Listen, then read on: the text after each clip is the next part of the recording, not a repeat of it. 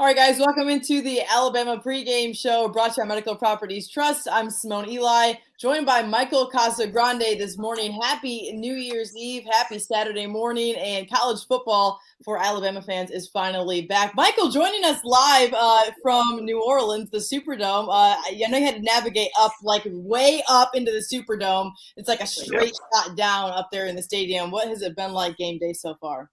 Yeah, it's a little altitude sickness up here.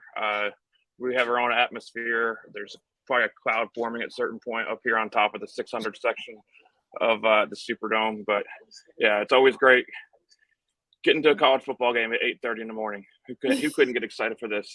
No doubt about that. Kickoff today is at 11 a.m. The Sugar Bowl, of course, Alabama taking on Kansas State, one of the first bowl games of the day for New Year's Eve, of course, in New Orleans. And if you've ever been in the press box in New Orleans, my Casagrande is not joking. It really is way up there. I mean, players honestly look like tiny little dots when they're on the field. But guys, this is a big one for the Tide. Obviously, we've been talking about it for what feels like 5 weeks now since the Iron Bowl. Nick Saban has had multiple press conferences this week talking about the mentality of this team, how they got to this point. Michael, I want to start with that topic. How do you feel the mentality, the motivation of this program is right now? Where are they at? It's a good question, and I think we'll get a better answer starting at 11 o'clock when this game kicks off. But everything that Nick Saban has said, that this is the best approach they've had to a bowl game, a non-playoff bowl game they've had since they've been here. Amel Ekiyor, offensive lineman, said that a much better preparation mindset than even 3 years ago when they played Michigan in the Citrus Bowl, 35-16 win in that game. So, but they've also, I've heard before Tennessee, before LSU, they also had a good mindset and had a good week of practice. And, those games didn't go as well. So it's one of those things where you truly have to put it to the test. You have to put it on the field and see what happens because, it's an interesting dynamic entering this game with the two teams and the two different motivations. Absolutely. A couple of weeks ago, the big news coming out of Tuscaloosa was that Alabama stars Bryce Young, Will Anderson Jr. will play in this game. Of course, we've seen them at practice. They held a press conference in Tuscaloosa talking about their decision to play. These are guys that are going to be top 5 draft picks. It's not something that you see very often on Casagrande. How kind of unprecedented is this for them to be playing in a game that doesn't involve a national title implication? Yeah, I tried to look at it a couple of weeks ago, a week or two ago. That there most of the players who weren't in playoff games, I think there may have been one from Clemson maybe, who was a top 10, top 20 pick non-playoff game who participated in the bowl game. So, it's a fairly new thing. I think it started in about 2016, 2017 after a massive knee injury from Notre Dame linebacker in one of the Fiesta Bowls that wasn't a playoff bowl game. So it's, it's definitely gotten a lot of attention this week, the last few weeks. And, it most likely be their final game in an Alabama uniform. Yeah, if you're just tuning in, it's the Alabama pregame show brought to you by Medical Properties Trust. We are pregaming the Sugar Bowl. Number 5, Alabama taking on number 9, Kansas State. Michael, we're talking about Bryce Young, Will Anderson Jr. Do you think there's a possibility that they would see limited snaps, so to speak? Would they only play for the first half? I mean, I know there's been no talk of that. Do you foresee that being a potential thing for any of these guys that kind of have a future at the next level and playing in a game that doesn't have as much, I guess, clout as a playoff game? Yeah, and that's kind of the question I've been asking myself, asking others. Curious to see just what their game management will be with these two. How much will they play? Will it be a full game? Obviously Alabama wouldn't be answering those questions before the game, so not worth even asking. But it's going to be something to watch today to see how long they go, especially a quarterback when there's going to be clearly a quarterback competition entering next season.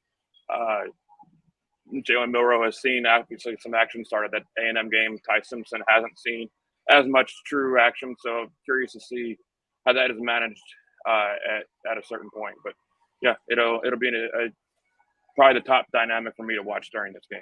Sure, absolutely. This was one of the first times that we've gotten, of course, to speak to coordinators.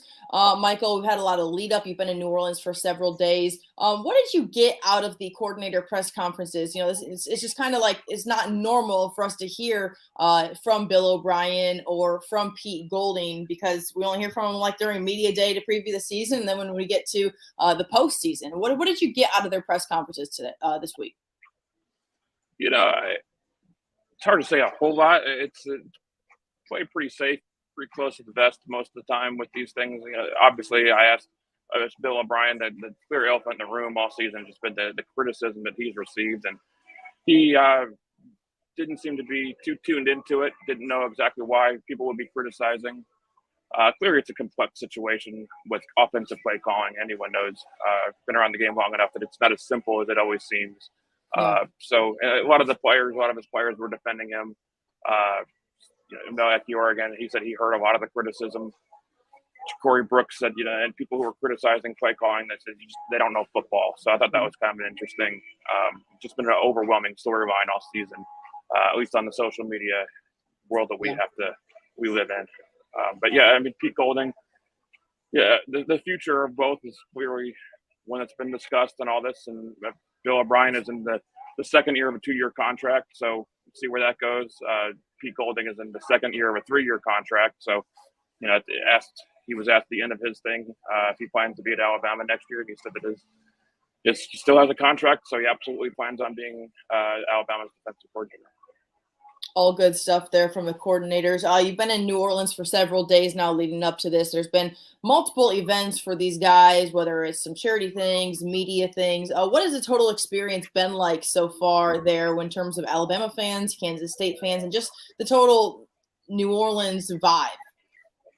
Yeah, no, it's really picked up yesterday, probably maybe the day before. Huge influx from Kansas, a lot of purple. I'd be curious to see what the full breakdown is today when we look at the stadium, but a lot of Kansas State fans. Our hotel was overrun. I stepped outside yesterday for a little bit when the rain stopped for the parade, and quite a few Kansas State fans. So it's a big deal. It's clearly, they haven't played in a New Year's Six bowl game in 10 years when they were in the Fiesta Bowl. Mm-hmm. It's just different. The word dynamic comes into play again. It's a different dynamic for the level of excitement for Kansas State fans coming to this game. It's a pretty big deal. So curious to see how loud it gets, how close to capacity they get today here in the Superdome. Kickoff today at 11 a.m. in New Orleans, the Big Easy, of course, a place where Alabama has been quite a bit. The Sugar Bowl used to have a lot more glitz and glamour prior to the playoff, of course. Now this is this year it's a non-playoff game between Alabama and Kansas State. Some final thoughts, Michael Casagrande, when you look at these two programs, kind of their path to get here. Alabama, of course, 2 losses by a total of 4 points.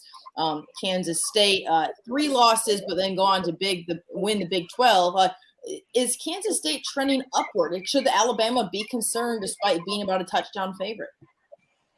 I mean, if the game was a week after the Big 12 championship when they were riding, some momentum after beating TCU, I think that the bowl layoff before it can kind of cool some momentum. It's always the biggest question coming into these games is how do these guys manage that month off?